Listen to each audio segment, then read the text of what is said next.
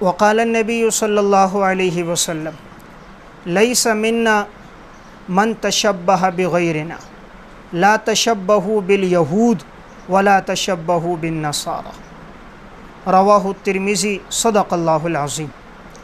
نبی اکرم صلی اللہ علیہ وسلم نے ارشاد فرمایا وہ شخص ہم میں سے نہیں ہے جو دوسروں کی مشابہت اختیار کرے۔ آپ نے فرمایا تم یہود کی مشابہت اختیار نہ کرو اور تم نصارہ کی مشابہت اختیار نہ کرو۔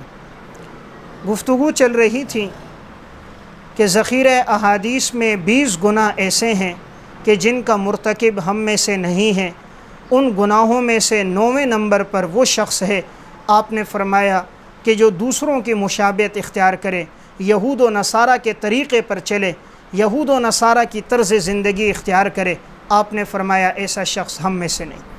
چونکہ اسلام ایک کامل اور مکمل دین ہے، اسلام ایک مکمل ضابطۂ حیات ہے، اس میں تمام چیزیں موجود ہیں، اس لیے شریعت نے حکم یہ دیا اسلامی احکامات پہ چلے، اسلامی معاشرت کو، اسلامی لباس کو، اسلامی طرز زندگی کو انسان اپنائے، یہود و نصارہ کی مشابہت سے بچے۔ اس لیے ایک حدیث میں آتا ہے رسول اللہ صلی اللہ علیہ وسلم نے ارشاد فرمایا من تشبہ بقوم فہو منہم، جو کسی قوم کی مشابہت اختیار کرے گا وہ انہی میں سے شمار ہوگا۔ اس لیے اسلام ایک کامل دین ہے۔ الیوم اکملت لکم دینکم واتممت علیکم نعمتی ورضیت لکم الاسلام دینا، ہم نے تمہیں ایک کامل اور مکمل دین دیا ہے اور ہم راضی ہو گئے تمہارے اوپر دین اسلام کے ساتھ۔ تو دین اسلام مکمل دین ہے، اس لیے اسلام پر پورا داخل ہونا ہے۔ ایسا نہیں کہ انسان اسلام پہ بھی چل رہا ہے، یہود و نصارہ کے طریقے پر بھی چل رہا ہے۔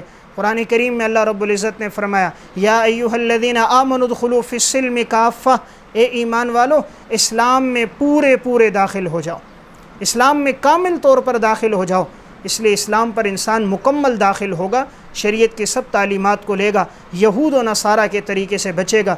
شریعت نے ہر موقع پر انسان کو یہ درس دیا، جہاں یہود و نصارہ کی موافقت نظر آ رہی تھی آپ صلی اللہ علیہ وسلم نے ان کی مخالفت کی۔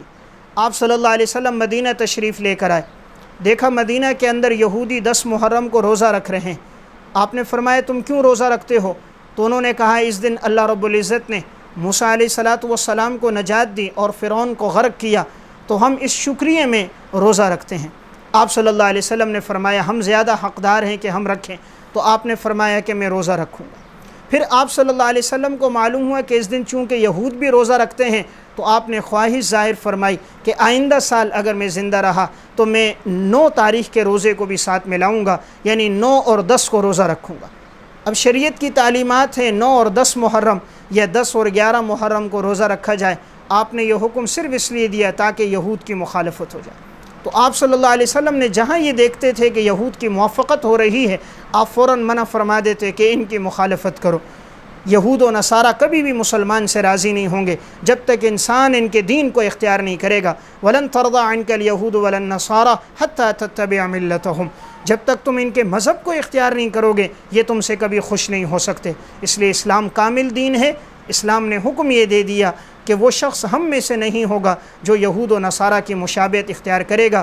اس لیے ہمیں اس بات کی کوشش کرنی چاہیے طرز زندگی وہ اپنائیں جو آپ صلی اللہ علیہ وسلم اور حضرات صحابہ کرام کا ہے، اسی پہ چل کر ہمارے لیے کامیابی ہے۔ اس بارے میں اگر تفصیلی مباحث پڑھنی ہو، علامہ ابن تیمیہ رحمۃ اللہ علیہ متوفہ 728 ہجری کی کتاب ہے اقتضاء الصراط المستقیم لمخالفت اصحاب الجحیم، اس میں انہوں نے مفصل طور پہ اس پہ بحث کی کہ اسلام ایک مکمل دین ہے، اس میں کسی کی مشابہت نہیں ہوگی، ہم یہود و نصارہ کے طریقے پر نہیں چلیں گے۔ اردو زبان میں اگر اس میں تفصیلاً پڑھنا ہو، حضرت مولانا قاری محمد طیب صاحب رحمہ اللہ تعالیٰ کی کتاب ہے التشبہ فی الاسلام، انہوں نے اس موضوع پہ سیر حاصل بحث کیے۔ اسی طرح حضرت مولانا محمد ادریس کاندیلوی رحمہ اللہ نے سیرت مصطفیٰ میں اس موضوع پر تفصیلاً لکھا ہے، تو اہل علم حضرات وہاں مراجعت فرما سکتے ہیں۔ تو ذخیرہ حدیث میں وہ گناہ جن کا مرتکب ہم میں سے نہیں، ان گناہوں میں ایک گناہ یہ بھی ہے کہ جو یہود و نصارہ کی مشابہت کرے گا، لسان نبوت سے اس کے بارے میں حکم ہو گیا ایسا شخص ہم میں سے نہیں ہے۔